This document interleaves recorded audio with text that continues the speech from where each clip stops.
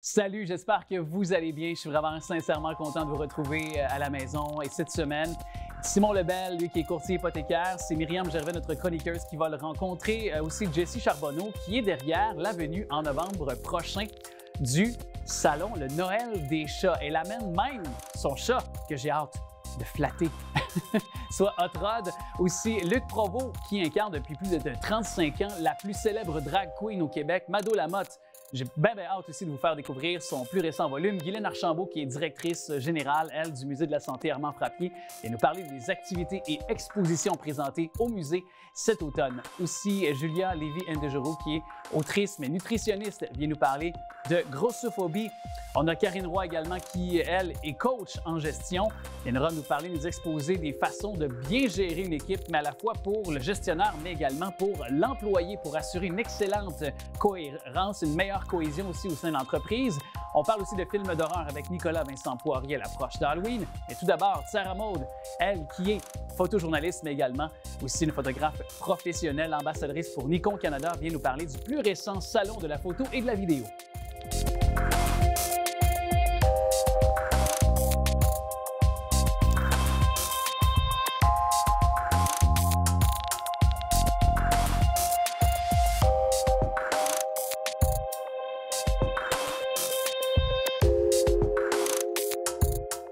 Elle est ambassadrice pour Nikon Canada, mais également photojournaliste et était de passage du côté du Salon de la photo et vidéo récemment qui se produisait à Québec, qui était offert par la compagnie magasin bien connue Gosselin. Sarah Maud, salut! Allô, Alex, ça va bien? Ben, très bien, toi? Oui, je suis contente de te voir. Heureux de te retrouver. Tu as ajouté à ton arc professeur, tu donnais des ateliers, séries de conférences.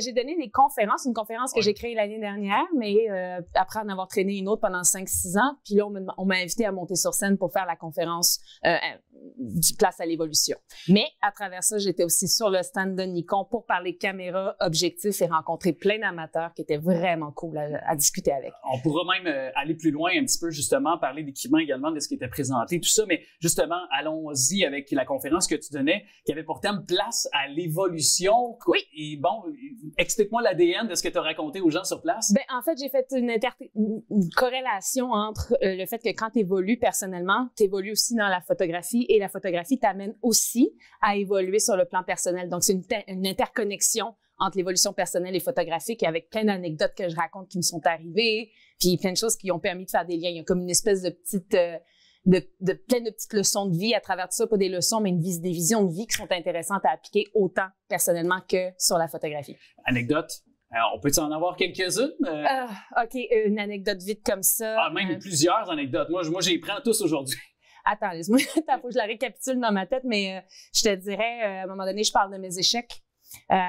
Puis de l'humilité que ça m'a obligé à m'amener dans la vie. Échec sur le plan professionnel? Oui, sur le plan professionnel, c'est ça exactement. Une comédienne qui, moi, je commençais en studio, je travaillais pour un magazine et puis j'avais un peu de connaissances d'éclairage, mais pas tant au niveau studio.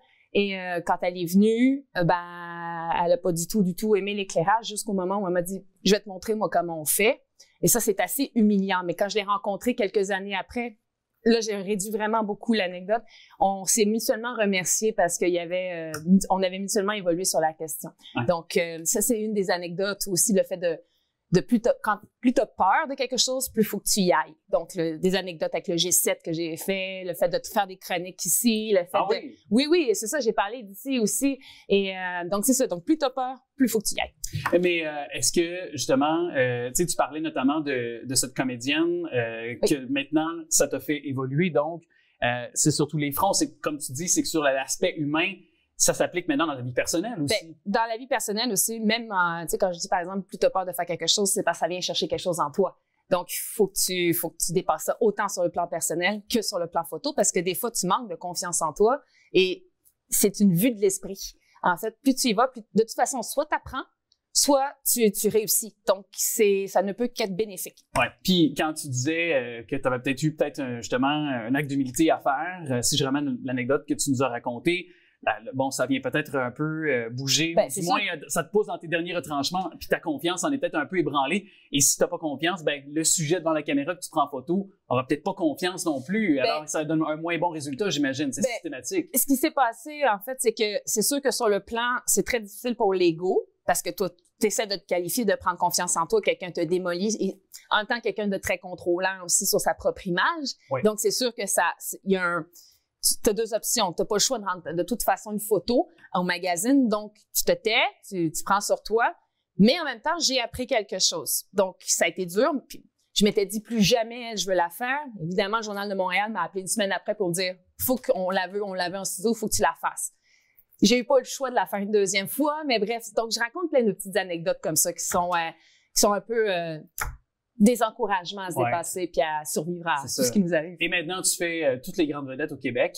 Les joueurs comme Cole Caulfield, qui est un des meilleurs joueurs de la Ligue nationale. Donc, on voit à quel point tu as fait du chemin et tu as progressé. Tu t'es servi ça comme tremplin pour aller vers l'avant. C'est impressionnant. En fait, toute expérience, tout échec est un bon tremplin. Il y a deux manières de le voir. Soit tu perds confiance en toi, tu rumines, soit tu dis, OK, quelle leçon je peux apprendre de ça? Ouais. Comment je peux évoluer? Donc, voilà. Et d'ailleurs, il y avait d'autres trucs qui s'est passé évidemment lors de ce salon de la photo, de la vidéo. C'est merveilleux comme salon. Écoute, moi je voulais en parler parce que j'ai réalisé, c'est la première fois que j'étais dans un stand à parler des équipements photo, des parmi objectifs. Tes pairs aussi. Oui, oui, parce que je suis ambassadrice pour Nikon, donc j'étais au stand de Nikon Canada. Et c'est sûr que ce que j'ai découvert, c'est à quel point c'est intéressant parce que tu rencontres des amateurs, tu rencontres des gens qui commencent en photo, tu rencontres des vieux professionnels qui vont tout te dire comment vivre ta vie. C'est super intéressant parce que tu as des discussions, c'est comme, tu sais, le monde de la photographie, c'est un langage. Si tu parles pas ça, tu as l'impression que les gens que t'écoutent parler, quand t'écoutes des photographes parler, puis que tu fais pas de photos, tu as l'impression que c'est du chinois. Tu sais, si je te parle de 5.6 à 1 centime, 250, tu vas faire oui, c'est ça, OK. Mais c'est ça. Oui. Mais, tu sais, je me souviens, par exemple, qu'il y a un petit... Y a-t-il une rencontre ou une question que quelqu'un t'a apporté puis que t'as comme été marqué par ça, le contact? C'est ce que j'allais dire, c'est qu'il y a un monsieur qui m'est arrivé avec son objectif 51.4, je pense. Bon, là, je sais que je parle chinois. Oui, c'est ça, exact. Mais, puis il me dit, je comprends pas parce que dans le jour, c'est super net et puis le soir, quand je suis en dedans, c'est flou puis ça. Puis à force de parler, il me dit c'est l'objectif qui est pas bon, c'est peut-être la caméra, faut que je change. Puis sur le coup, j'avais pas compris, tu sais, il m'avait pas tout expliqué en détail. Puis c'est quand il m'a dit ouais, c'est le soir, mais dans le jour c'est net que j'ai compris. Je dis OK, mais monsieur, c'est parce que vous travaillez avec des plus hauts ISO. Donc, ça a tendance à faire en sorte que le grain va se flouter un peu plus. Oui, je sais, je parle encore chinois. C'est bon. Là, j'ai le goût d'aller sur Google. ISO. Ouais, mais Qu'est-ce que c'est un ISO? C'est la sensibilité à la lumière mettons, à l'époque de ta pellicule. OK. T'sais, on va dire ça comme ça. Puis ce que ça fait, c'est qu'en soirée, donc il a compris qu'en fait, il n'y avait rien besoin de changer du tout, puisque c'était juste un problème d'augmentation de son ISO, donc en tout cas. Donc, mais tu sais, de pouvoir aider des gens là-dedans, de parler photo, même entre collègues, d'apprendre, écoute, je savais même pas qu'on avait au-dessus de 140 genres d'objectifs différents, tu sais, pour les DSLR, pour les FX, les DX, les Z. Maintenant, le mirrorless, il y a beaucoup de questions. C'est super intéressant pour ceux qui commencent ou qui s'intéressent à la photo parce que tu vas aller chercher toutes les questions que tu trouves pas ailleurs ou des besoins nets, tu l'as sur place. Logiciel, j'imagine, pour traiter les photos, il y en a des multiples. Alors, il y avait des exposants de ça. C'est ça, dans d'autres stands, il y a plein de choses. Tu as les courroies, qu'est-ce que tu as d'autre? Tu as la vidéo aussi, tu as tous les supports vidéo, les micros, maintenant, ils sont rendus intenses avec le HDMI, le Wi-Fi. C'est vraiment intéressant. T'sais. Moi, je m'y connais moins en vidéo, mais j'ai appris des choses. T'sais.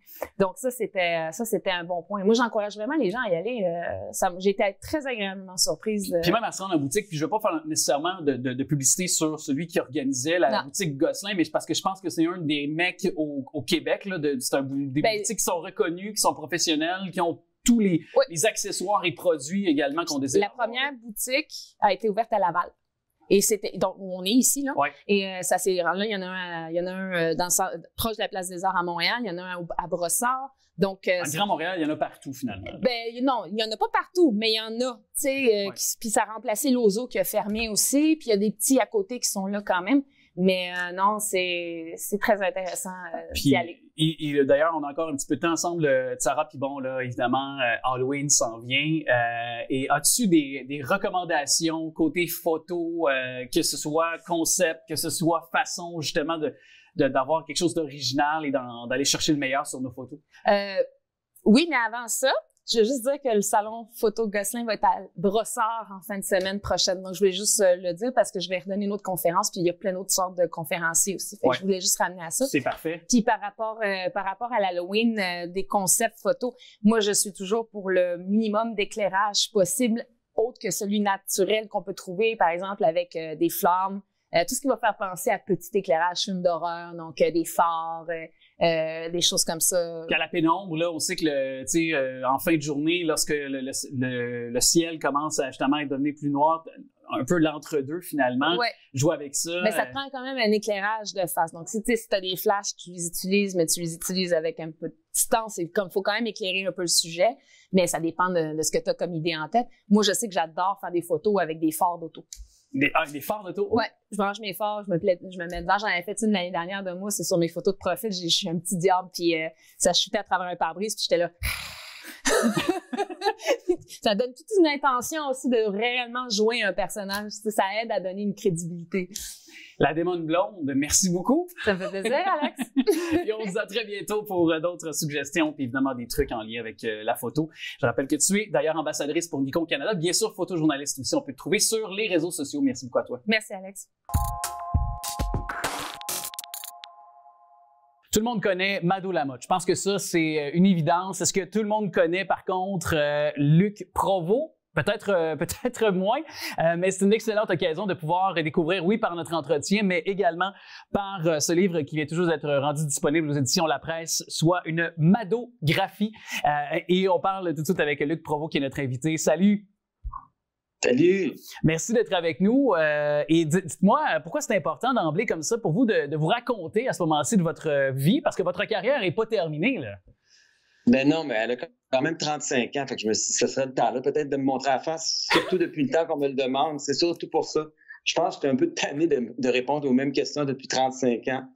Là, j'ai dit, bon, ben tiens, on va faire ça dans un livre, ça va être publié. Quand les gens vont me poser une question, je vais dire, achète le livre. J'aime ça. Et d'ailleurs, est-ce qu'on peut dire que c'est un peu un appel de faire la scène qui aura mené à la création du personnage de Mado Lamotte? C'est ce que j'ai compris à travers le livre. C'est un peu un concours de circonstances, finalement. C'était pas nécessairement planifié du départ, là.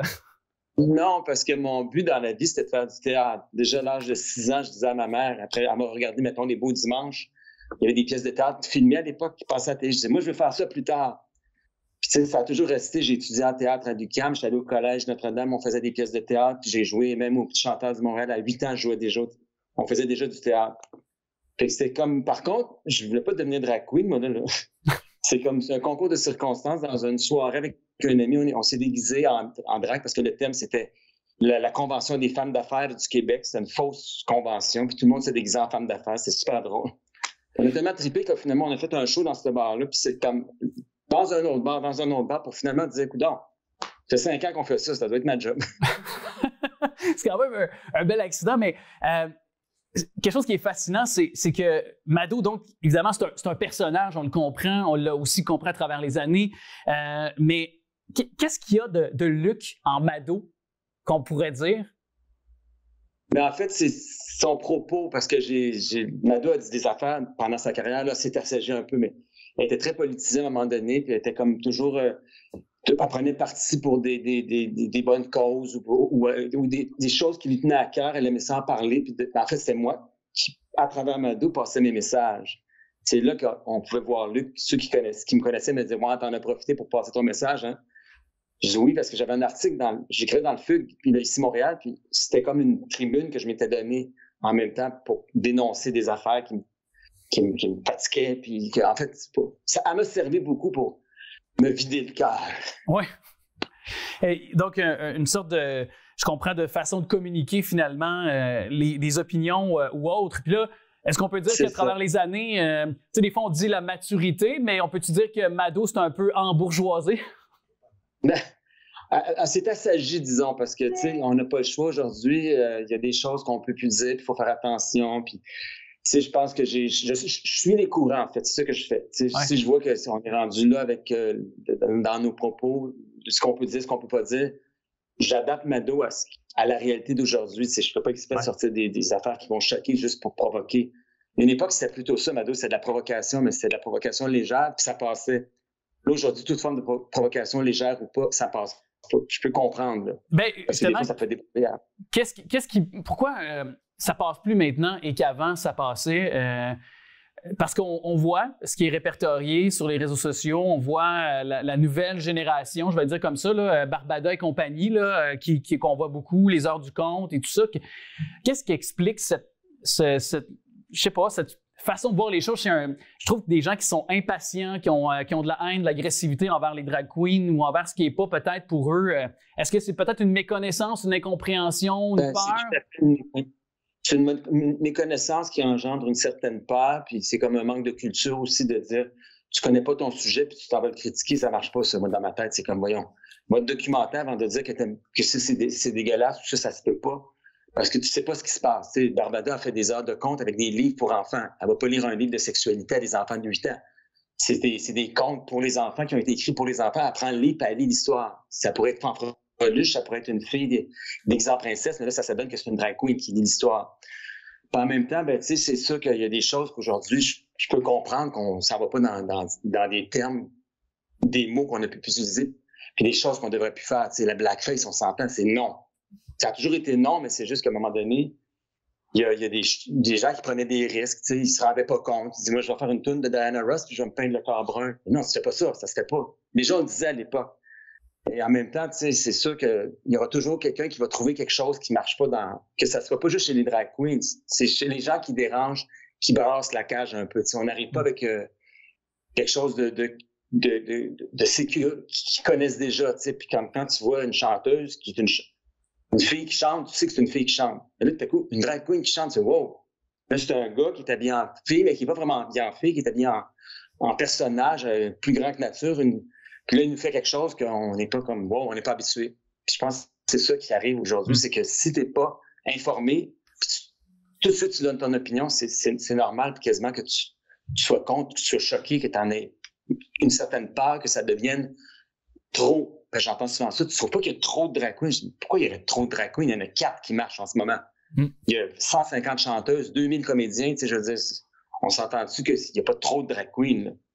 Puis moi, en tout cas, je le vois, je suis né à l'époque où vous avez commencé, à la fin des années 80, mais il y a quelque chose que, en tout cas, je trouve qui est sain pour nos jeunes, c'est qu'ils aient accès, évidemment, à toutes les communautés et notamment, justement, de pouvoir connecter avec des drag queens. Puis peut-être que vous pouvez, incluant Mado, on nommait Barbada, on pourrait en nommer d'autres, peut-être permettre à des jeunes, s'ils font partie de la communauté LGBTQ+, je trouve de leur permettre de pouvoir s'épanouir aussi, de pouvoir, vous comprenez ce que je veux dire? Vous pouvez servir pour incarner une certaine partie de la population qui a été tellement ostracisée pendant tellement de décennies. Moi, je trouve que c'est sain ce que vous amenez.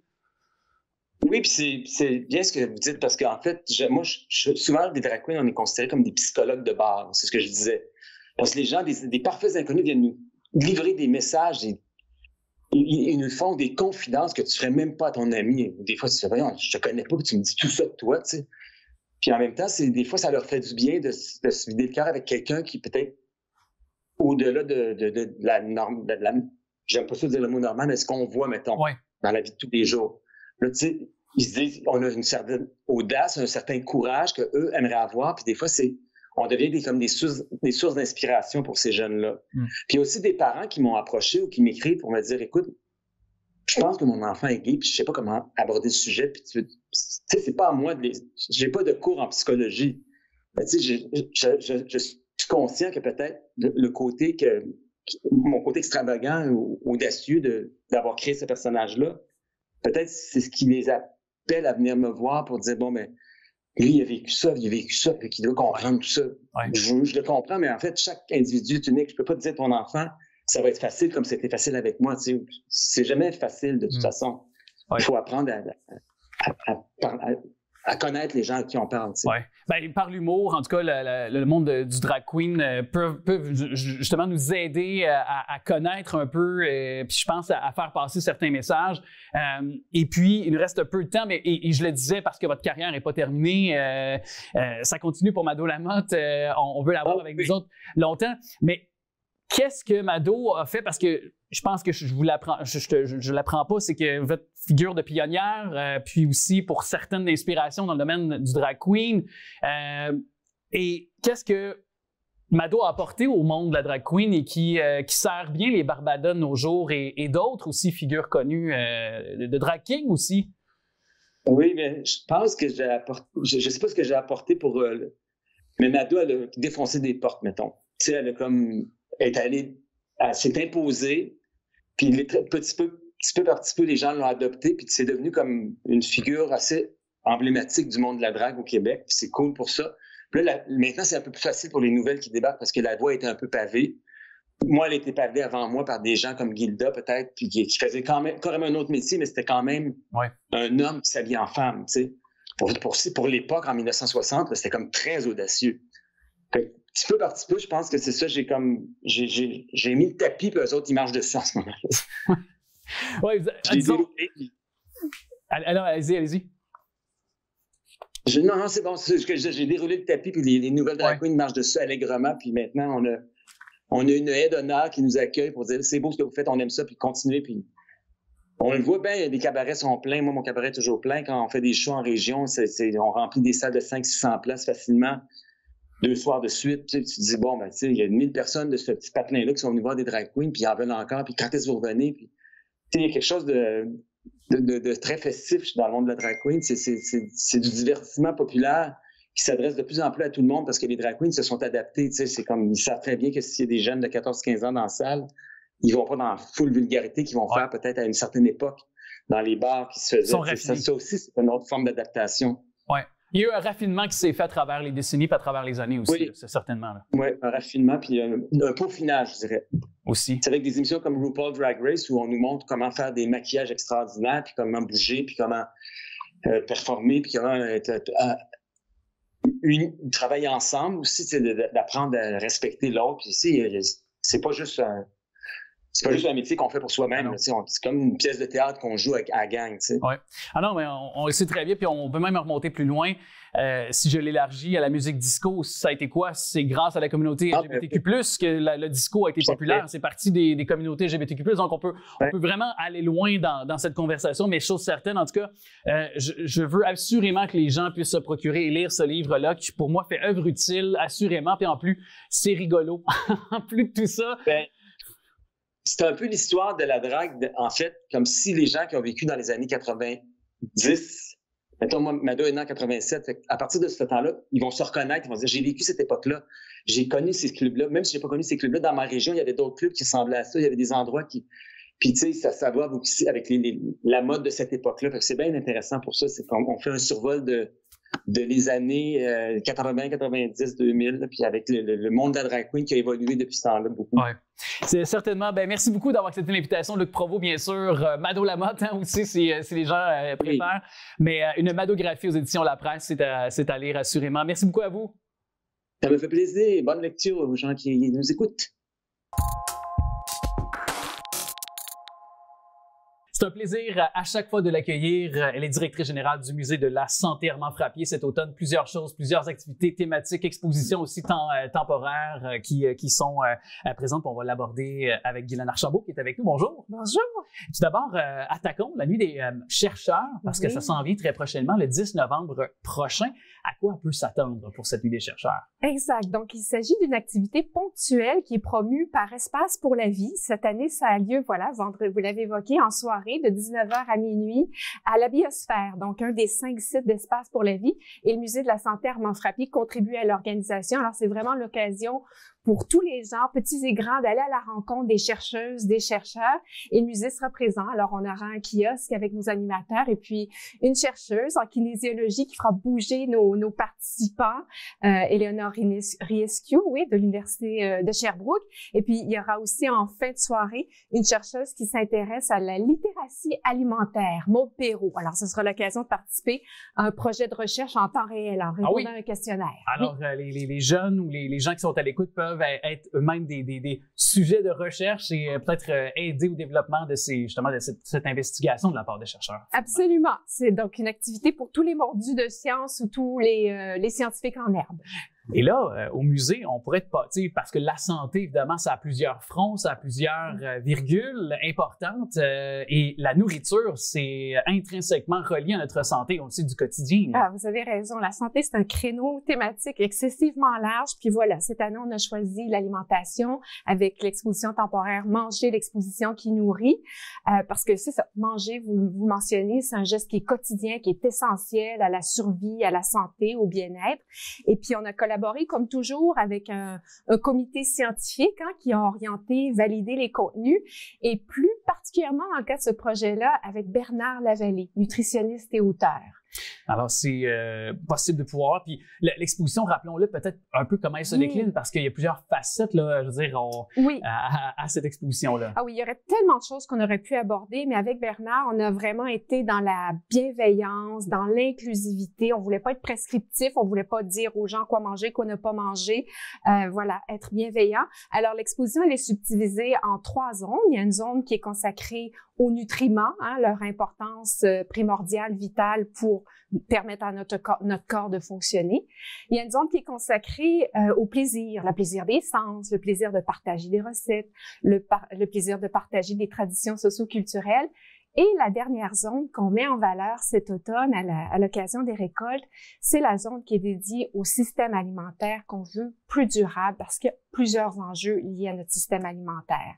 Et qui dit plus durable, qui dit l'agriculture notamment, on le sait que d'avoir un potager chez soi, par exemple, avoir aussi la possibilité de pouvoir acheter, encourager l'achat local, c'en est à sa façon, je pense, un bon geste, ça? Exactement. Donc, voilà, pour contrer là, notamment l'impact que l'on a sur les écosystèmes, les autres espèces, l'environnement, pour contrer aussi là, tout le kilométrage que peut parcourir un aliment, donc consommer local, consommer de saison, de fermes périurbaines, oui, je l'ai mentionné. C'est pas évident. Urbaines, oui, voilà. Et puis aussi consommer de fermes qui pratiquent quelques actions liées à l'agroécologie. C'est tout à fait souhaitable. Et puis ici, à Laval, on est vraiment chouette. Hey, je ne savais pas. Je pense que je sous-estimais, mais avant, c'est ce qu'on a discuté avant d'ouvrir les caméras. Mais oui. C'est surprenant parce qu'on pense à l'île Jésus, on pense à Laval que c'est majoritairement urbain, mais il y a quand même beaucoup de sa terre, finalement, qui est exploitée, mais à d'autres fins, finalement. Exactement. C'est la ville à la campagne. Écoutez, il y a 30% du territoire lavallois qui est consacré à l'agriculture. Alors, il y a notamment le site web Saveurs de Laval où on peut découvrir beaucoup de producteurs. Et puis, j'ai eu la chance récemment d'aller visiter la ferme Vaillancourt. Il y a Vicky Vaillancourt qui m'a accueilli. On peut voir une vidéo sur notre chaîne YouTube au musée où Vicky nous parle de toutes les pratiques qui sont favorables à l'environnement, à la ferme. Alors, notamment l'irrigation ciblée, système de goutte à goutte sur les plants pour pas utiliser trop d'eau. Il y a aussi l'aménagement d'écosystèmes, de milieux humides favorables à la biodiversité. La protection de ces milieux humides-là, parce qu'on sait que même quand on fait de l'environnement, c'est-à-dire on fait de l'agriculture, ça peut avoir un impact sur l'environnement. Donc, d'avoir toujours de bonnes pratiques aussi. Exactement. Par exemple, les oiseaux qui peuvent ensuite venir dans les champs, se nourrir des insectes ravageurs et faire en sorte qu'on utilise moins en agriculture d'insecticides. Alors voilà. Et puis bien sûr, il y a le compostage qu'on utilise à la ferme Vaillancourt pour voir finalement à ce que tout pousse là, rondement pendant la saison. Alors voilà, il faut vraiment profiter de nos kiosques, de nos agriculteurs périurbains. On est en plein dans la saison encore. Oui, voilà, les curcubitacées, les citrouilles, les courges. Profitez-en. J'ai d'ailleurs eu une astuce fort chouette de cuisiner des courges en frites. Vous imaginez les couper et puis les mettre donc sur une plaque, au four, un peu d'huile d'olive, sel et poivre, c'est délicieux, il faut en profiter. Avez-vous d'ailleurs, avec peut-être là les citrouilles, les curcubitacées, avez-vous peut-être une recette là, que vous affectionnez, outre celle-ci? Est-ce qu'un potage de courge, avez-vous quand même ce talent-là culinaire pour nous en confectionner, nous en faire un potage? Je pense que un peu les épices que vous choisirez, un bon bouillon de poulet ou de légumes et puis votre courge préférée, puis je pense que ça y est avec un petit filet de crème pour terminer. Voilà. Alors, c'est la recette. On a une date. vous allez pouvoir me faire ça. Vous allez même vous en apporter prochaine fois défi. Donc, quand même, je vous demanderai pas autant. Mais pour vulgariser, par contre, un contenu scientifique, j'aimerais ramener, parce qu'on a encore le temps, parce que vous avez fait plusieurs sur la chaîne YouTube là, du musée. Là, vous avez plusieurs vidéos parlant de la santé, de l'anxiété, le stress, je crois, si ma mémoire est fidèle. Là. Ah oui, on aborde différents sujets sur microdoses de science. Oui. Dernièrement, c'était sur les apprentissages, la gestion du stress. On en a une aussi sur l'histoire du docteur Frappier. Et puis la prochaine sera consacrée finalement à la réalisation de l'exposition. On la réalisera avec justement Bernard Lavallée, grand nutritionniste. Ah, ça sera surveillé, puis vous serez là de toute façon pour nous en reparler parce qu'on a une collaboration qui se veut quand même assez soutenue pour cet automne et souhaitons-le pour longtemps. Guylaine Archambault, directrice générale, donc évidemment du musée de la santé Armand Frappier. Merci beaucoup d'être passé dans notre studio. Merci de votre accueil. Non, je suis pas au régime. Je fais attention par contre. Sinon, je me donne le droit de manger ce que je veux, mais avec modération. Ce sont tous des phrases, même peut-être que ça nous est déjà passé par la tête nous-mêmes. Peut-être d'avoir ça en tête, justement, de surveiller notre ligne. C'est un livre qui, je pense, peut être porteur quand même de conversation, de réflexion aussi, au-delà de la grossophobie, redéfinir son bien-être et habiter son corps. Et elles sont co-auteurs, soit Marie-Lou Morin-Laferrière et c'est Julia Lévy, justement, Desjoureaux, qui est avec nous, co-autrice, elle qui est diététiste aussi et nutritionniste également, reconnue pour son engagement dans la promotion d'une approche qui est inclusive aussi et non stigmatisante. Bonjour. Bonjour. Merci d'être avec nous. D'emblée, pourquoi ce livre? Comment est né ce projet? Alors, en fait, on a commencé à travailler sur ce livre, ça doit faire maintenant plus de 2 ans.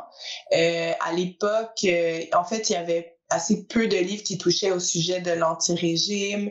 Depuis, on a quelques collègues qui ont sorti des beaux ouvrages, mais au tout début, c'est qu'on trouvait qu'il y avait un manque.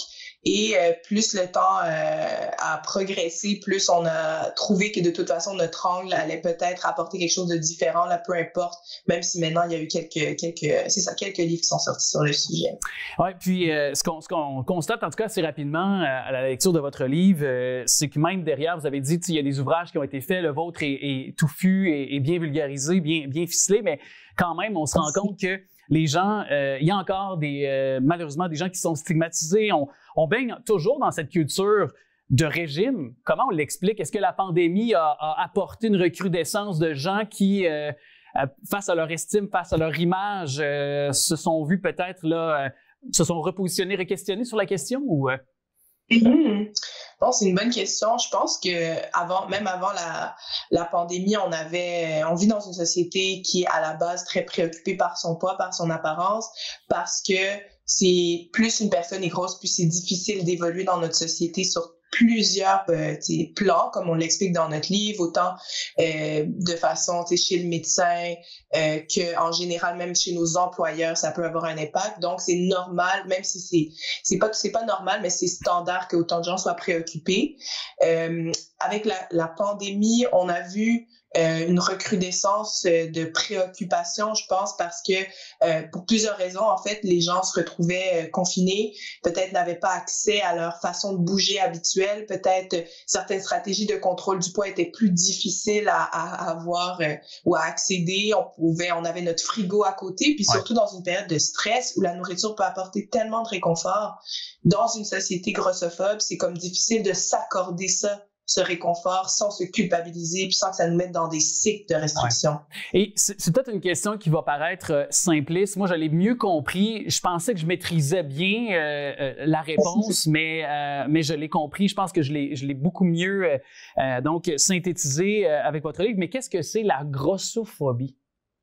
La grossophobie, c'est l'ensemble d'attitudes discriminatoires et stigmatisantes envers les personnes grosses. Donc, en fait, c'est on vit dans un système, notre société est construite malheureusement de façon à nuire à la qualité de vie, au bien-être physique, mental, plus une personne est grosse parce qu'elle est pas, justement, elle est pas faite pour être adaptée au corps gros, puis voilà, elle est très axée sur la minceur. Ouais. J'ai été témoin de quelque chose récemment et ça m'a scandalisé, mais vous me direz si ça en est un exemple de grossophobie. Pour moi, ça en est un, évidemment. On est évidemment dans une pénurie de logements et il y avait une annonce sur les réseaux sociaux et puis un propriétaire a dit « Je ne veux pas de locataire qui a un surplus de poids ». Ça, je vous le garantis, je l'ai lu noir sur blanc. Ça m'a scandalisé. Là, on est dans l'exemple de discrimination. Là, c'est de la grossophobie, mais c'est de la discrimination, ni plus ni moins aussi, là. Exactement. Hein. Je veux dire, là, on voit vraiment l'accès au logement qui est freiné par le fait d'avoir un corps tout simplement plus gros, un corps différent. Puis, c'est incroyable que quelqu'un l'ait mis sur une annonce, mais ça nous dit que ce n'est que la pointe de l'iceberg par rapport aux personnes qui sont influencées par ce facteur, mais qui ne vont pas le dire nécessairement. Oui. D'ailleurs, vous évoquez plusieurs situations dans le livre, justement. Le système patriarcal, je pense dont on est encore, même si ça tend à changer avec les années, les décennies, la sensibilisation, mais on est encore là-dedans quand même. Je pense que ça peut nuire aussi. Le racisme aussi, on l'évoquait, la pression, entre autres le standard corporel aussi. Ce que je aussi comprenais, c'est que, par exemple, juste pour les femmes qui ont des cheveux, les femmes noires qui sont peut-être d'une autre peut-être qui font partie de la diversité, voilà, excusez-moi, mais aussi juste par leurs cheveux, ça peut être une forme, ça aussi, de discrimination aussi. Je savais pas ça. En fait, c'est que on voulait aller plus loin dans notre livre, on voulait aller plus loin que le poids. On voulait parler des standards corporels. Donc, du fait qu'on vit dans un monde où il y a plusieurs systèmes qui vont s'entremêler et où notre apparence, justement, peut nous rendre susceptibles de vivre de la discrimination en général, pas seulement le poids, mais que donc, en fait, juste pour faire le lien avec le poids, c'est ce qu'on propose, c'est que, le poids, c'est quelque chose qu'on nous dit qu'on peut contrôler. Il y a des choses qu'on peut pas contrôler dans nos identités, notre apparence. Donc, c'est normal que plus une personne vit de discrimination par rapport à elle-même, plus peut-être elle va être prônée à vouloir au moins contrôler son poids, cette chose qu'elle peut contrôler. Puis oui, par rapport aux cheveux, en fait, c'est que c'est un peu des stéréotypes de qu'est-ce qui est propre, qu'est-ce qui est en apparence, comment je dirais, dans le milieu du travail, qu'est-ce qui est sérieux comme apparence. On nous a pas habitués à voir, par exemple, des cheveux afro naturels qui, je veux dire, le fait d'avoir des cheveux naturels ne devrait pas faire qu'ensuite on est perçu comme non sérieuse. Mais effectivement, il y a eu des cas qui ont été répertoriés de discrimination par rapport à la chevelure. Puis, beaucoup de femmes noires qui vont dire, moi, pour avoir l'air propre, mettons en entrevue, c'est sûr que je vais me lisser les cheveux ou je vais rendre mes cheveux moins volumineux parce que je sais que ça peut être mal perçu.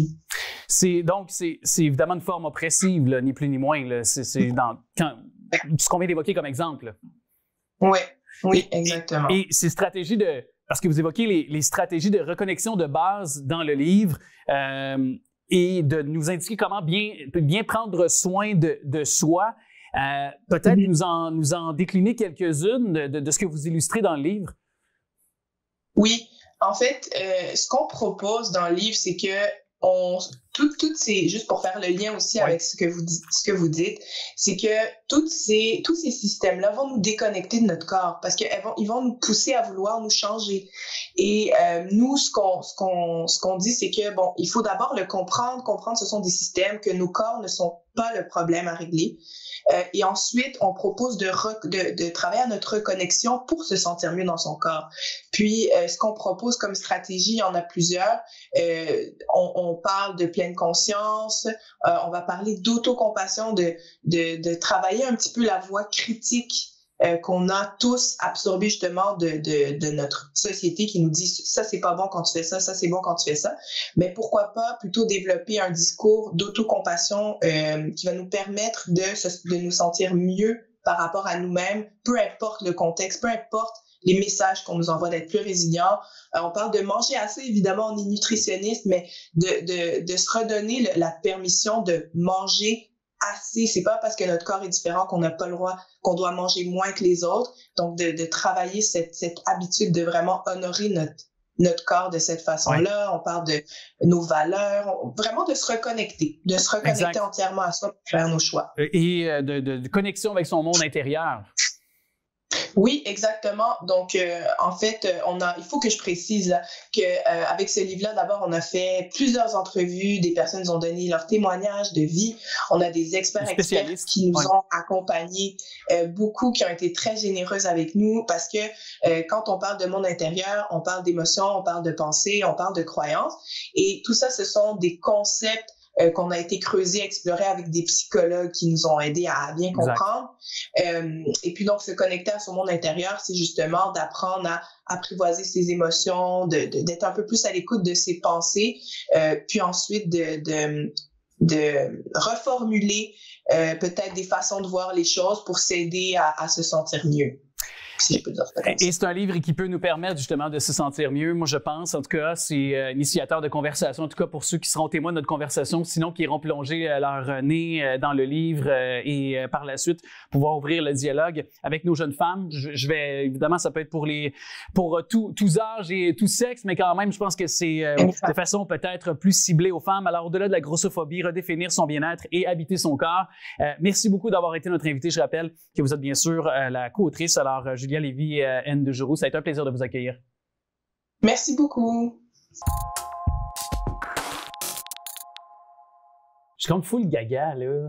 Non, mais pour vrai, puis ça fait toujours cette impression-là, puis on ne sait pas pourquoi les chats, mais c'est une passionnée de chats, et d'ailleurs, elle est la présidente du club Félin Montréal, derrière la venue très bientôt chez nous au Centre Sport Expo sur le boulevard d'Agenais. C'est le lieu où se déroulera le Noël des chats, 25-26 novembre prochain. On en discute tout de suite avec Jessie Charbonneau qui est avec nous. Salut! Bonjour! Ben, il y a aussi la vedette. Hot Rod, qui est un de tes chats, parce que je pense que bon, tu as de nombreux chats, différentes espèces, je pense, ou c'est... non, en fait, exotique et Foldex, parce que les races sont reliées. OK. Et d'ailleurs, explique-nous tout d'abord ce que c'est le Noël des chats. C'est une exposition féline, en fait, qui a lieu à chaque année, pas mal tout le temps la dernière fin de semaine de novembre. Depuis 5-6 ans un minimum, là, ça se passe au Centre Sport Expo là, sur le boulevard d'Agenais. Donc, c'est évidemment ouvert au public. Tout au long de la journée, il y a 4 juges qui viennent évaluer les chats selon les critères de la race. Il y a 4 catégories. Donc, il y a la catégorie chat domestique. Donc, oui, si vous avez un chat de maison qui n'a pas de papier, il peut quand même concourir en exposition tant qu'il est stérilisé et qu'il a encore ses griffes parce que c'est pas quelque chose qu'on recommande en fait là, donc pour éviter de promouvoir le dégriffage, c'est pas permis en exposition. Parce que le bien-être animal est toujours de l'avant là, ça faut le dire aussi là. Malgré que c'est un concours, il y a quand même toujours chez les éleveurs, il y a toujours cette pensée-là en tête. Oui, il y a des réglementations pour venir régir justement l'âge des animaux, la vaccination en exposition aussi, tout ça, c'est obligatoire, avoir leur papier quand ils sont de pure race, évidemment. Donc, en dehors de la catégorie domestique, ensuite, on a les chatons qui peuvent être présentés à partir de l'âge de 4 mois jusqu'à 8 mois moins un jour. Ça, c'est ceux qui sont de race avec papier. Ensuite de ça, il y a en championnat, donc à partir de l'âge de 8 mois et plus, qui ne sont pas stérilisés encore là. Et il y a la catégorie première opérée, qui sont les chats de race avec papier, mais opérés, évidemment, le nom le dit. Et d'ailleurs, les juges, sur quels critères ils se basent? Si on prend Hot Rod comme mannequin, tiens, ou plutôt comme chat, là, pour nous démontrer là, sur quoi on se base pour établir un chat qui peut se démarquer d'un autre, par exemple? Ben en fait, chaque chat a un critère, chaque race a des critères écrits sur 100 points. Donc, il y a certaines races qui vont avoir plus de points au niveau de la tête, d'autres plus au niveau du corps. Dans les races brachycéphales, donc exotiques, persans, himalayens et Foldex, on a un petit peu plus de points accordés au niveau de la tête. Donc, un juge, ce qu'il va faire, c'est qu'il va regarder chaque caractéristique du chat. Donc, on veut des oreilles qui sont très espacées sur la tête, qui sont basses sur la tête. On veut un front qui est rond, qui n'a pas de bosse ni dans ce sens-là, ni dans ce sens-là. On veut un nez qui arrive au milieu des yeux, le stop arrivant au milieu des yeux. On veut des yeux ronds. Je ne sais pas s'il va nous faire des yeux ronds. Mais ça, c'est vraiment un faciès qu'il fait là, particulièrement là, quand tu parles des yeux ronds. En fait, c'est dans les critères de la race. Donc, la forme des yeux, le positionnement des oreilles, la longueur du nez, le corps, où est-ce que la queue arrive sur le corps, les proportions d'animal, son poids. c'est tous des éléments qui font partie des critères de race, puis qui vont déterminer, en fait, selon le juge, plus il se rapproche des critères de sa race, ben plus il y a des chances de faire sa finale et de faire des points. OK. Mais est-ce que ça peut aller aussi sur si le chat est dressé, en quelque sorte? Tu sais, des fois, on voit ça, je veux pas faire de mauvais amalgame, mais tu sais, côté chien, parfois, on voit que c'est un tout. Des fois, s'il est bien dressé, ce qu'il y a un peu aussi sur l'attitude du chat, sur son comportement également, qui peut être, outre ses attraits physiques, qui peuvent être jugés aussi? Ben, en fait, le comportement en tant que tel n'est pas vraiment jugé, sauf que ça nous prend un animal qui est docile, qui va se laisser manipuler par des étrangers. Donc oui, quand ils sont tout petits, les éleveurs, on commence à les habituer jeunes, on les soulève comme les juges vont le faire, un peu comme ça, on les habitue comme ça quand ils sont tout petits, on les manipule de tout bord, tout côté. Dans certains cas, on peut même les emmener dans des lieux publics, là, comme chez Mondou, on a le droit. Là. Moi, j'ai déjà emmené mes chats régulièrement dans le panier pour faire... fait que oui, il y a une façon de les entraîner pour pas qu'ils soient peureux puis qu'ils se laissent manipuler. Un chat qui crache ou qui a trop peur, ben il va se tenir en petite boule, il va fermer les yeux, c'est sûr qu'il est plus difficile à évaluer. Fait que là, parce que là, c'est ça, Otrod est bien là, présentement, on peut confirmer, là, on l'entend ronronner. Puis moi, je fais mais ça, c'est une autre chose. Mais aussi, parce que Otrod, quand même, ça, c'est un chat qui s'est démarqué. Là. Je pense que tu as eu la main heureuse avec ce chat-là. Oui, ben, en fait, il a été présenté la saison passée en chaton parce qu'il avait en bas de 8 mois, donc de 4 à 8 mois. Et il accumule des points tout au long de la saison. Donc, Otrod s'est classé comme meilleur chaton au Québec dans la saison dernière. Et cette saison-ci, on essaie de faire la même chose en adulte. Présentement, il est Master Grand Champion. Donc, il lui reste un titre à accomplir qui est le Supreme Master Grand Champion. Donc, d'ici la fin de la saison, selon les points qu'il y aura, il pourrait peut-être, sait-on jamais, là, oui, je dirais qu'il y a 100% des chances de compléter son titre. On sera derrière lui jusqu'à la toute fin. On va mettre d'ailleurs des journalistes là-dessus pour rapporter ses faits et gestes. Mais chose certaine, lors de ce Noël des chats, il y aura, je pense, des exposants, là, parce que décorations, jouets, plusieurs exposants seront là aussi du monde félin. Là. Oui, en fait, il va y avoir effectivement des kiosques où on peut se procurer des produits par rapport aux animaux, mais par rapport à d'autres produits aussi. Donc, on a Bass Plus qui va être là, qui sont des produits là, québécois pour la santé des animaux. On a aussi là, les produits Luna pour la stérilisation. On a plein de jouets, évidemment, et de trucs spécifiques là, pour les animaux. Et évidemment, ça, c'est peut-être une petite question, mais moi, je me disais, ça, c'est des centaines, des milliers de dollars que toi, tu investis à titre de propriétaire de chats, de tripeuse de chats. Ouais. Qu'est-ce qui te fascine chez le chat pour...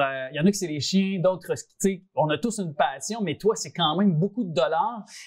C'est pas ton gagne-pain dans la vie là, principale. Alors, qu'est-ce qui te fascine chez les chats particulièrement pour en faire une passion? C'est un défi personnel. Tu sais, le chat en tant que tel, oui, c'est un animal adorable qui est super apaisant, qui ronronne, qui est doux. J'ai choisi cette race-là justement parce que c'est des chats qui sont tranquilles.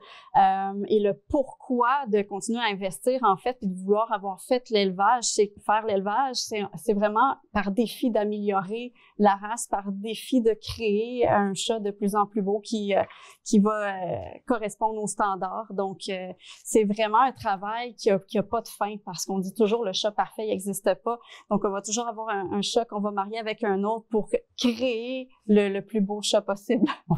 Mais moi, ce qui m'impressionne, c'est qu'on a tous en tête que les chats, le caractère félin de l'animal, le côté un peu sauvage, un peu qui peut être rebelle en quelque sorte, avec l'image de la griffe ou d'une bête qui est très intense. Et là, on voit au contraire, c'est tout le contraire. Là. Je vous dirais que d'une race à l'autre, oui, les comportements sont différents, mais n'importe quelle race est capable d'être extrêmement docile. Ce qui est important, c'est justement de y aller avec un bon éleveur qui a des bonnes pratiques d'élevage, qui fait vérifier la santé de ses animaux, la génétique, puis qui les socialise d'une façon adéquate aussi. C'est sûr que si les animaux sont sous-socialisés quand ils sont jeunes, ils n'auront pas un comportement aussi calme et paisible, mais quand le travail est bien fait, normalement, après ça, on a des bons chats. Je m'en allais faire une petite blague pour la fin, puis je vais me la permettre, parce que j'ai le temps.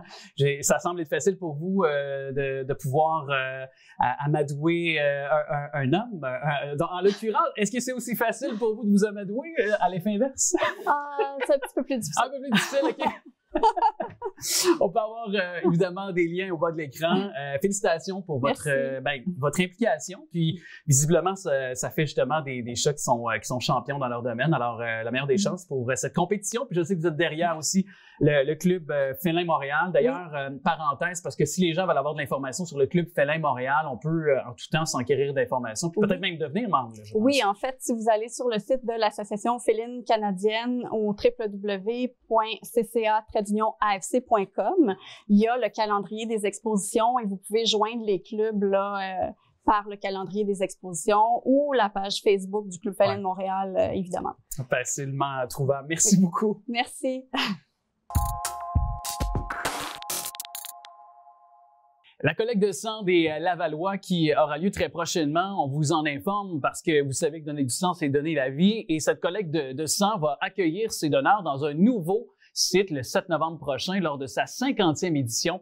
L'événement prendra place dans l'antre de nos Rockets de Laval, soit la Place Belle, nouveau partenaire de cette collecte. Et les gens peuvent dès maintenant réserver leur place en ligne ou par téléphone afin de planifier votre visite pour aussi accélérer le processus de don.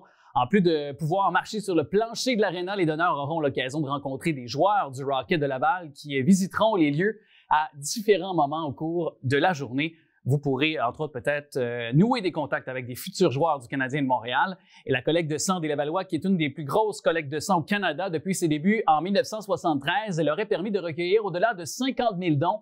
Et pour 2023, l'objectif est de 600 dons en une seule journée. Soulignons que la majorité des adultes en bonne santé peuvent donner du sang.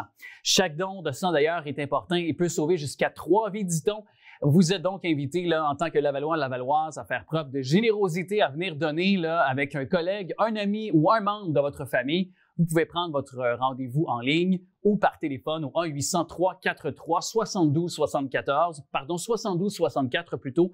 Et parmi les plages horaires disponibles entre 9h et 19h, les renseignements sur la procédure de réservation, les critères d'admission sont indiqués sur la page web de l'événement. On peut confirmer son admissibilité en visitant le ema-québec.qc.ca sous donneur sans puis-je donner ou en composant le 1-800-847-2525 pour des questions qui sont plus précises. Et la tenue de la collecte de sang des Lavallois qui est possible grâce à la participation de la Ville de Laval, d'EMA Québec et du Rocket de Laval. Il y a un lancement de consultation publique qui se fera sous peu d'ailleurs, ce projet d'aménagement du site boisé du Très-Carré qui commence à se concrétiser dès cet automne avec le lancement d'une consultation publique en ligne. Vous avez jusqu'au 19 novembre les citoyennes et citoyens de Laval qui sont invités à s'exprimer sur leur coup de cœur, les enjeux observés là, par rapport au site actuel, de même que sur leurs souhaits pour le futur de cet espace végétalisé au cœur du centre-ville via la plateforme repensonslaval.ca. Situé dans le quadrilatère compris entre les boulevards de l'Avenir, Saint-Martin et Laval et le chemin du Très-Carré, la parcelle est une ancienne terre agricole majoritairement constituée d'une friche arbustive, soit de jeunes arbres, au sein de laquelle quelques arbres matures d'intérêt ont été répertoriés. L'aménagement d'un parc naturel permettra de mettre en valeur les atouts du site, d'en gérer les espaces végétales, exotiques, envahissantes, qu'on retrouve aussi en grande quantité sur les lieux. À noter que la portion au sud du secteur a été identifiée là, pour accueillir d'ici quelques années une école primaire, ce qui créera ici un milieu là, de vie, on peut comprendre, inspirant pour les écoliers à l'orée d'un espace vert d'envergure et mis en valeur. Et la vision d'aménagement répondra aux besoins donc éducatifs, sociaux, récréatifs du secteur, notamment par un partage des infrastructures au bénéfice de la population.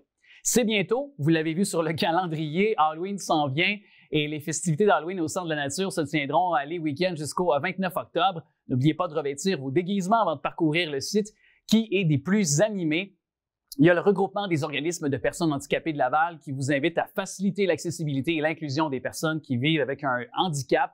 Le soir de l'Halloween, placez une affiche justement Halloween accessible à tous à l'entrée de votre domicile. Elle indiquera aux familles avec un enfant handicapé que l'environnement y est sécuritaire et sans obstacle. Et le 31 octobre, qui est un mardi cette année d'ailleurs, vous pourrez aller à la rencontre des pompiers, des pompières ainsi que des policiers et policières dans leurs véhicules qui vont sillonner les rues pour assurer votre sécurité et sensibiliser bien sûr les automobilistes à la prudence avec nos jeunes qui seront nombreux dans les rues et les familles. Les pompiers et les pompières vont aussi distribuer des bonbons dans les casernes. Et au lendemain de l'Halloween, nous vous invitons aussi à déposer votre citrouille dans votre bac brun ou dans des sacs en papier, puis à les mettre en bordure de la rue le jour de la collecte des matières organiques. Et veuillez aussi à retirer les décorations de vos citrouilles, les ficelles de vos bottes de paille, avant de les composter, bien entendu. Et puis, on vous souhaite de joyeux Halloween, c'est sûr. Soyez très prudents. Le projet du complexe aquatique avance. Ouais, c'est un nouveau complexe aquatique qui est en construction pour répondre aux besoins de vous tous, qui pourra aussi correspondre, bien sûr, aux nageurs et athlètes du milieu aquatique, en plus de distinguer Laval à l'échelle régionale et nationale. L'infrastructure aura un effet d'attraction pour les familles et les athlètes aussi. Avec le complexe aquatique, la Ville vise à ce que 100% des Lavallois aient un mode de vie actif. Le projet permettra à tous les usagers de s'amuser grâce à des installations récréatives, ludiques, accessibles et en présentant une programmation aquatique variée pour tous les âges. Le complexe qui favorise l'apprentissage à la mise en forme et le développement d'athlètes de l'initiation jusqu'à l'excellence. Et l'infrastructure positionnera, on le dit, on le répète, mais quand même, ça vaut la peine de le dire, Laval comme une grande ville canadienne qui permettra à son rayonnement à l'étranger tout en générant des retombées économiques pour la tenue de certaines compétitions. Et de nouvelles images sont disponibles pour que vous puissiez observer le progrès du chantier au www.laval.ca. Micro-bibliothèque, il y a un projet gagnant, là, soit du budget participatif. Vous pouvez d'ailleurs en apprendre davantage avant le 3 novembre. On vous invite à participer à l'appel d'intérêt pour obtenir un croque-livre, une boîte de partage de livres. La Ville de Laval qui a à cœur la réussite éducative et le développement des individus tout au long de leur cheminement. Et cet appel d'intérêt qui a pour objectif d'offrir la possibilité aux partenaires du milieu d'obtenir ou de remplacer un croque-livre gratuitement. Et puis, il y a des critères d'admissibilité, dis-je, qui sont quand même importants de connaître, notamment être un organisme ou une coopérative à but non lucratif, un établissement scolaire public ou privé, un service de garde subventionné ou un bureau coordonnateur, avoir une mission s'adressant aux enfants de 0 à 12 ans, avoir son siège social à Laval et offrir des services à Laval, respecter bien sûr tous les critères d'admission et vous devez avoir un engagement, soit des organismes pour la gestion et l'entretien du croque-livre à l'intérieur comme à l'extérieur. On vous demande aussi d'assurer l'accès en tout temps, soit de déblayer par exemple le croque-livre en période hivernale, de maintenir le croque-livre propre, classé et en bon état, de surveiller le contenu hebdomadairement pour garantir une sélection de documents qui s'adressent aux enfants de 0 à 12 ans et vous devez remplir le formulaire au www.laval.ca et le retourner à vie de quartier à commercial laval.ca d'ici le 3 novembre prochain.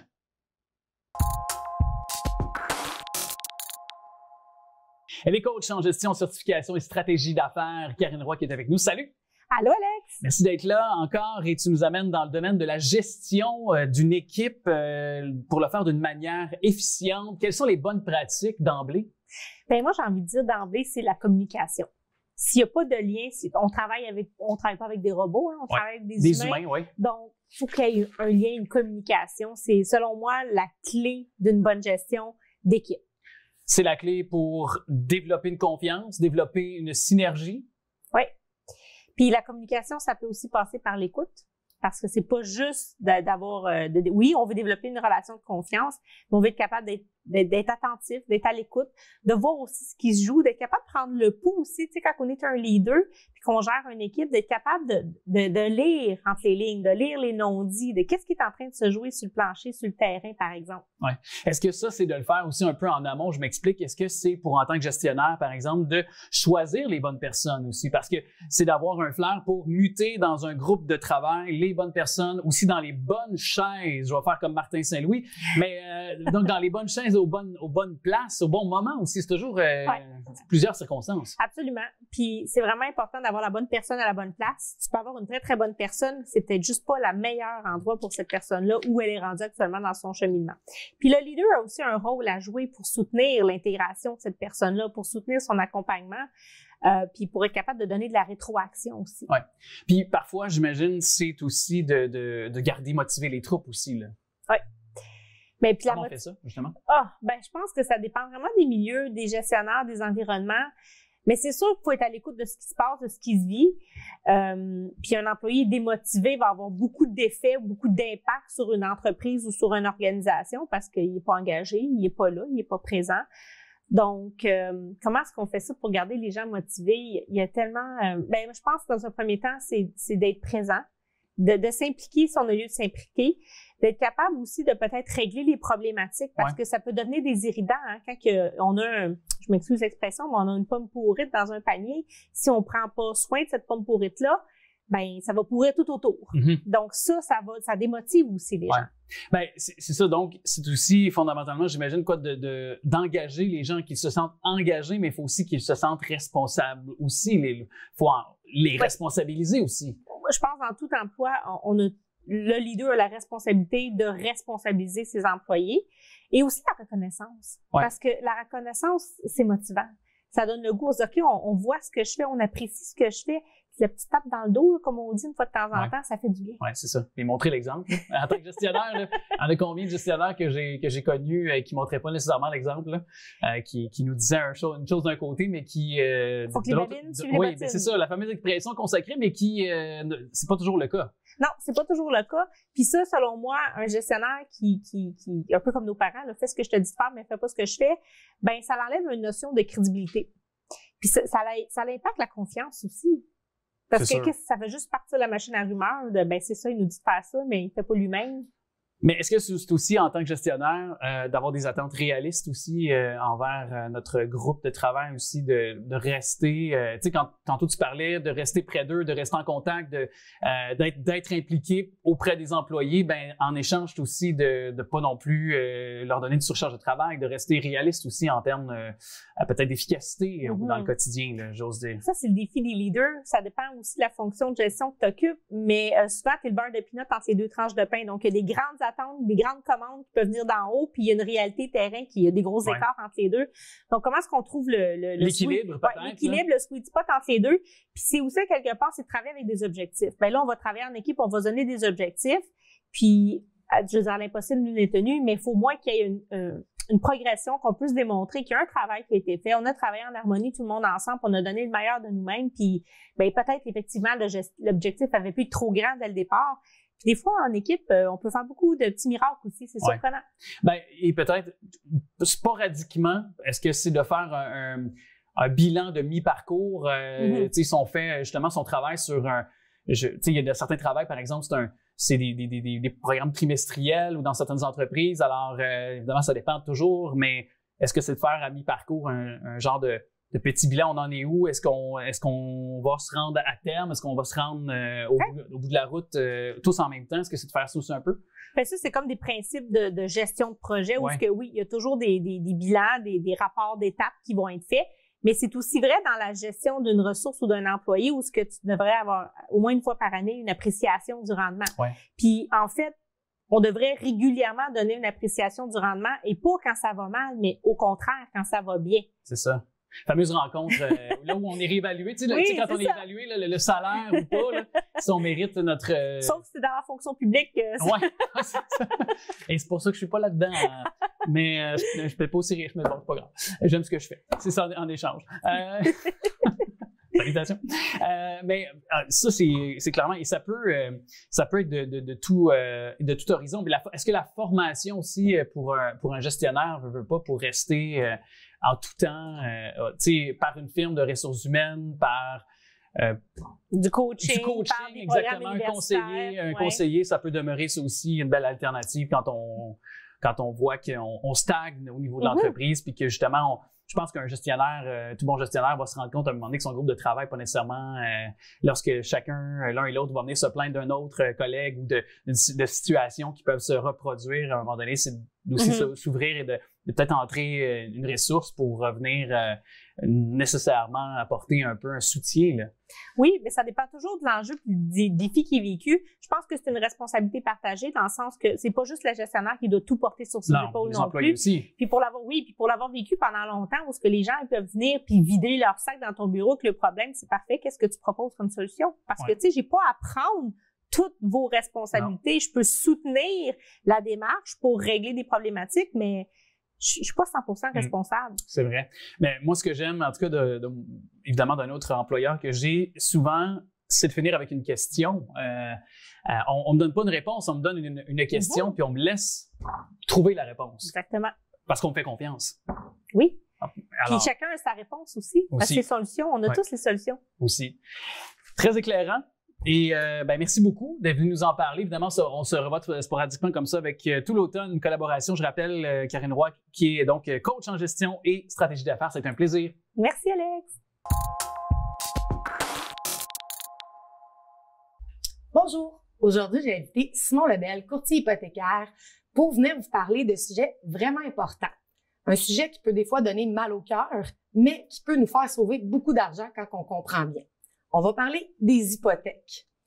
En ce moment, le marché immobilier est dans un marché qu'on appelle stable.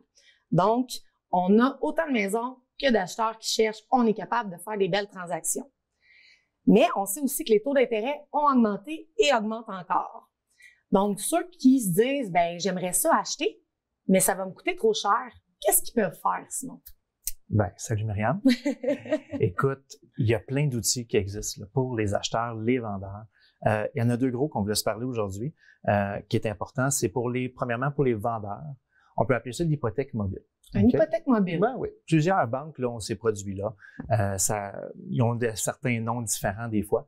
Mais l'hypothèque mobile, ce que je peux t'expliquer, c'est bon pour les vendeurs qui veulent racheter une propriété. OK. Fait que dans le fond, des fois, ils sont stressés, les gens qui veulent vendre des propriétés, parce qu'ils ont un taux d'intérêt fixe qui reste 3 ans à 2,4 toi.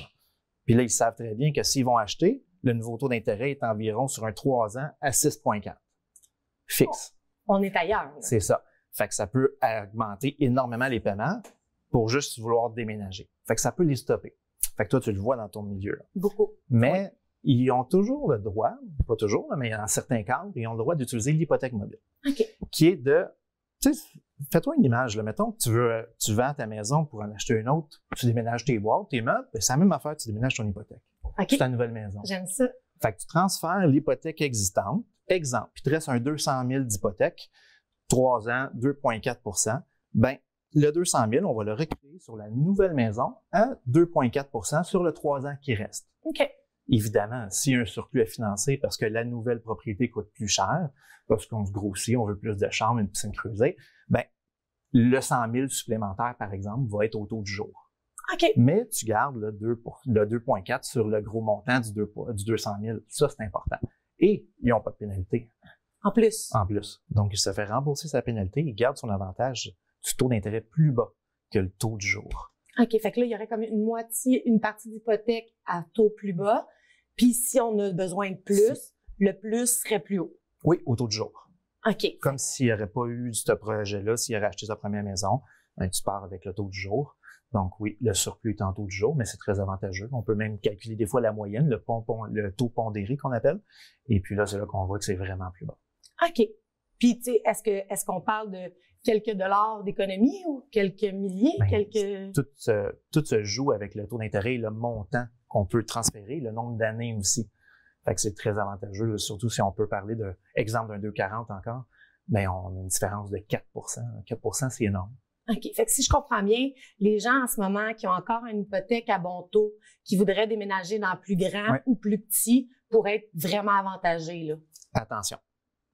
Oui, ils peuvent toujours s'informer, voir s'ils ont la possibilité de le faire, mais j'ai pas aimé le mot que tu as dit à la fin, plus petit. Pourquoi? Parce que une hypothèque mobile, si on regarde l'exemple du 200 000, si on a une hypothèque de 200 000 et qu'on veut acheter, qu'on a besoin seulement d'une hypothèque de 150 000, non. Ah, OK. Donc, il faut vraiment reprendre la portion complète. Le même montant. Ou plus. Ou plus, qui va être financé en surplus. Mais on ne peut pas utiliser ce produit-là pour aller chercher un montant plus bas. OK. En financement. OK, c'est intéressant. Oui. Fait que là, après ça, il y a plein de stratégies, des options. On joue avec la mise de fonds. Des fois, mettre un petit peu moins de mise de fonds pour que l'hypothèque ressemble à l'existant. Moi, ce que je comprends, en fait, ce que je sais de toi, c'est que tu as toujours une solution, peu importe. Mais il y en a plein, il faut juste trouver la bonne. C'est bon, merci beaucoup. Donc, une assumation d'hypothèque dans un rachat, qu'est-ce que ça pourrait avoir l'air? Donc, pour l'assumation, en fait, c'est vraiment spécifique pour les clients qui vendent une propriété et qui n'ont pas besoin de racheter. Comme ça, ils savent qu'ils n'ont pas ils ne voudront pas bénéficier de l'hypothèque mobile pour garder leur taux d'intérêt pour eux. Donc, par exemple, un client qui a un chalet. Il vend son chalet, il a toujours sa maison principale, il ne rachètera pas tout de suite un chalet. Donc là, il pourrait vendre sa propriété par assumation. Par assumation, ça veut dire quoi? C'est l'acheteur qui prend l'hypothèque telle qu'elle existante, avec le taux d'intérêt du vendeur, qui est à l'époque là, à 1,39, sur le terme qui reste. Et puis, comme je t'ai dit, ils n'ont aucun lien familial. C'est pas des amis. Fait que ça peut être bon pour les deux. C'est bon pour l'acheteur parce qu'il bénéficie d'un taux plus bas. C'est bon pour le vendeur parce que il y a un anan, là, hein? Il a gâté son acheteur, là, il a donné quelque chose. Fait que des fois, ça peut aider pour la vente à faciliter. L'acheteur va être capable probablement de mettre un peu plus sur le prix d'achat puisque les paiements pendant 2 ans, on va aller sauver beaucoup d'intérêts. Donc oui, effectivement, avant, c'est des choses qu'on voyait pas beaucoup. D'après moi, on va en voir un peu plus. Ouais. C'est d'ailleurs un peu pour ça que je t'ai invité aujourd'hui parce qu'un des premiers clients que tu m'as référé quand on a commencé à faire ensemble, on avait acheté en 2020, oui. Puis, c'était un projet de rénovation. Et là, il y a 2 semaines, il m'a appelé justement parce que ces rénovations sont toutes faites. La maison est sur la coche. On la met en vente bientôt. Puis, il veut racheter.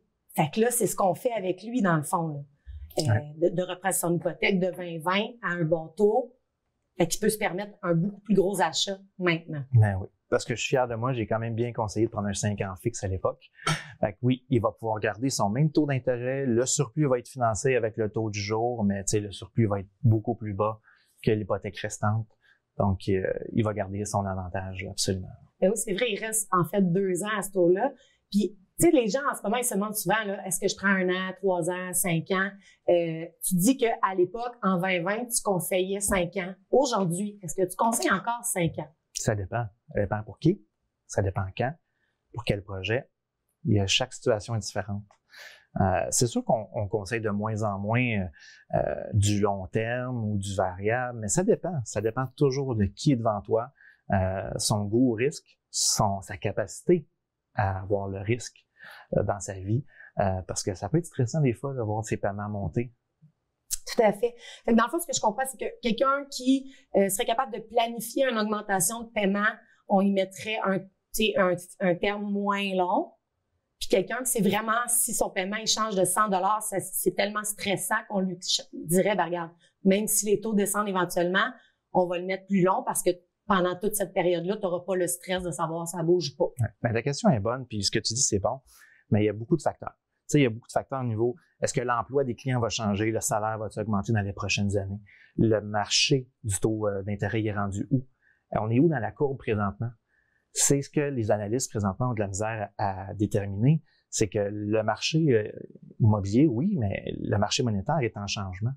Donc, l'économie est en changement. Est-ce qu'on va s'attendre à une courbe différente de d'habitude? On l'a vu parce qu'historiquement, on a eu le plus grand nombre de hausses de taux d'intérêt en peu de temps dernièrement.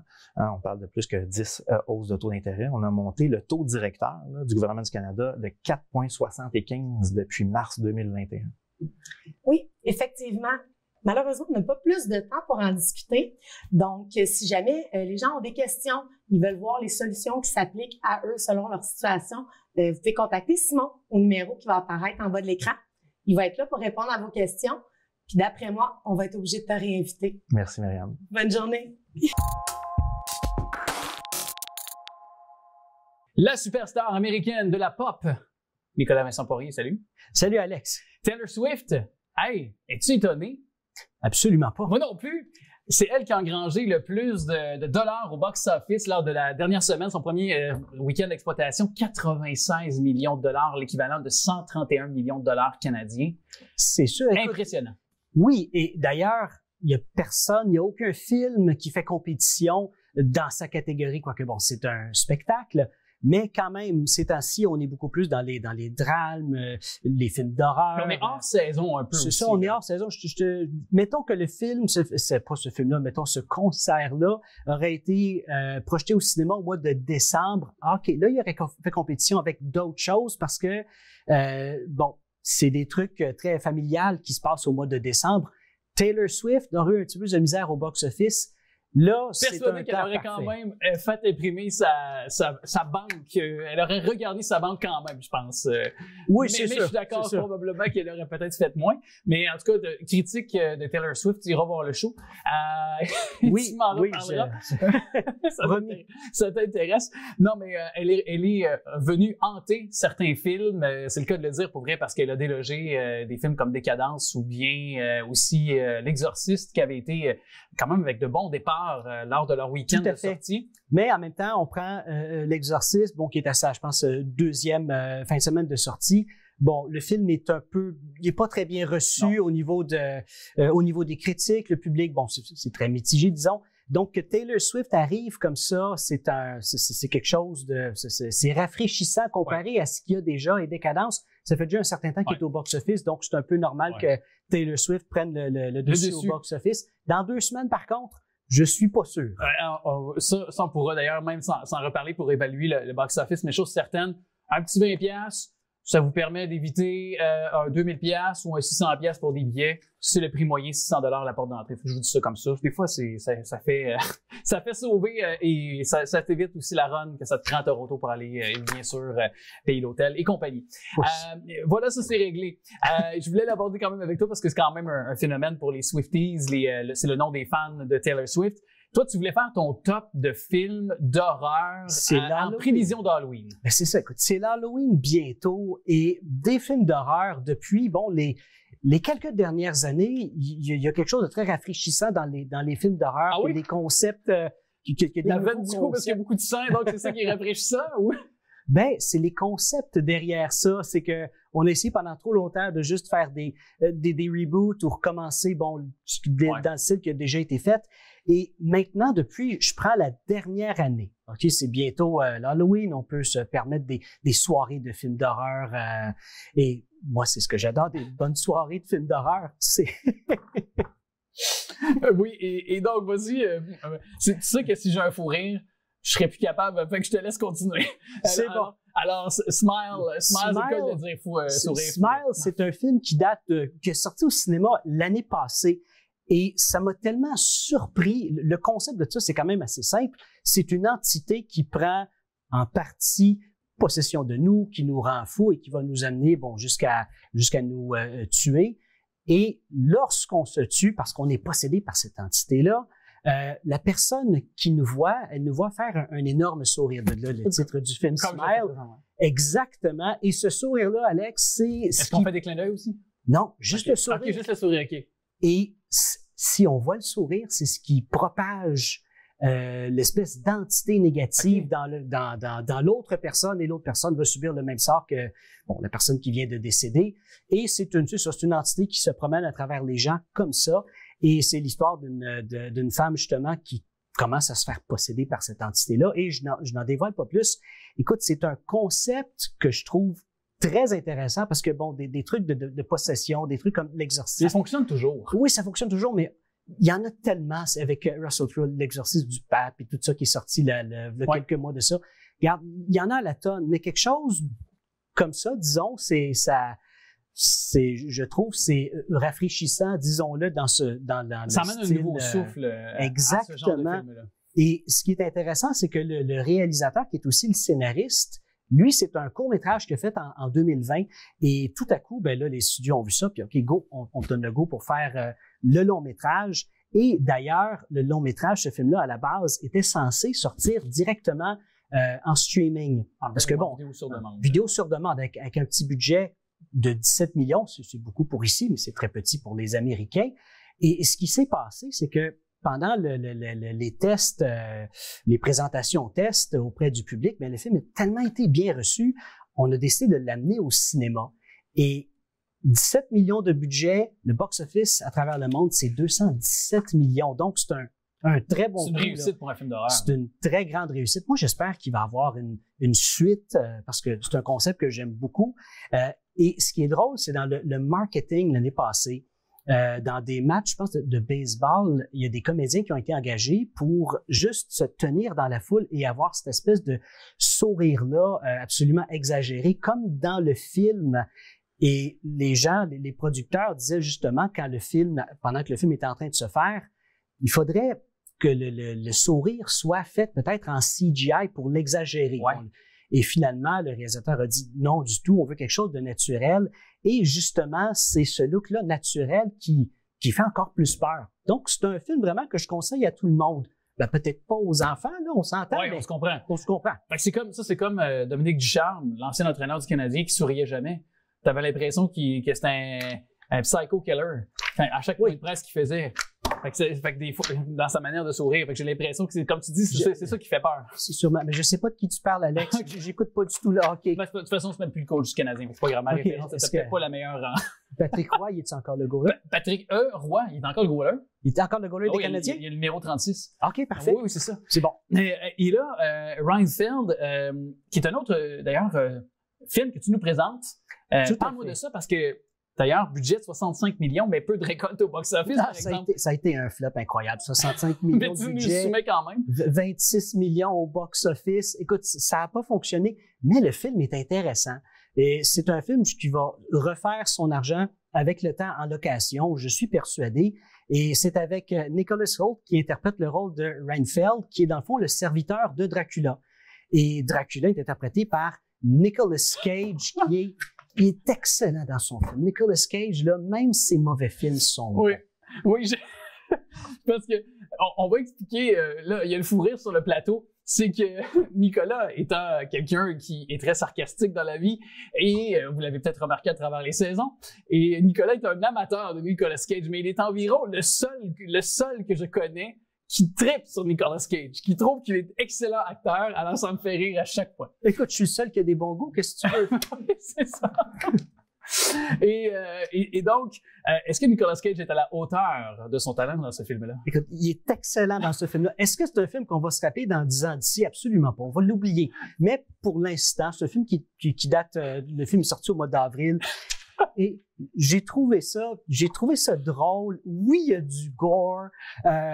Tu l'aimerais, Alex. Ah oui, je l'aimerais, OK. Tu l'aimerais. Et Nicolas Cage est excellent dans son rôle de Dracula. Il ne faut pas oublier que son oncle, Francis Ford Coppola, a réalisé en 92 le film Dracula. Oui, mais ça, c'était un bon film quand même. Là. Oui, ça, c'est un bon film. Celui-là, c'est une comédie gore. Oui, puis on sentait que c'est Francis Ford Coppola qui avait aussi réalisé en 92 et pas celui-là.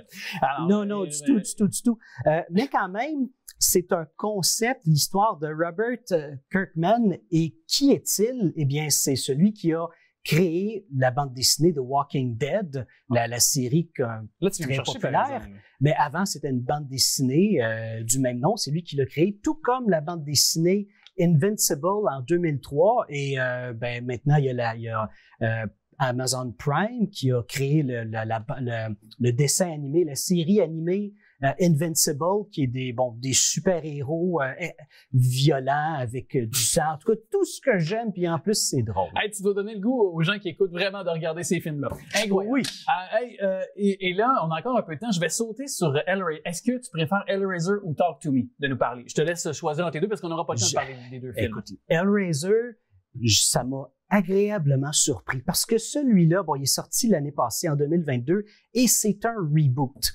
Et ça fait très longtemps qu'on essaie de faire un reboot qui a du sens avec Hellraiser. Explique ce que c'est un reboot, par exemple, pour ceux peut-être. Un reboot, c'est recommencer la franchise à zéro. Parce que, les franchises, les gens connaissent ça. Comme les Batman, par exemple. Exactement, comme les Batman. Il y avait Michael Keaton dans les années 89 et ensuite 92. Et après ça, il y a eu Christian Bale qui a fait un reboot de la... Ben Affleck aussi. Exactement.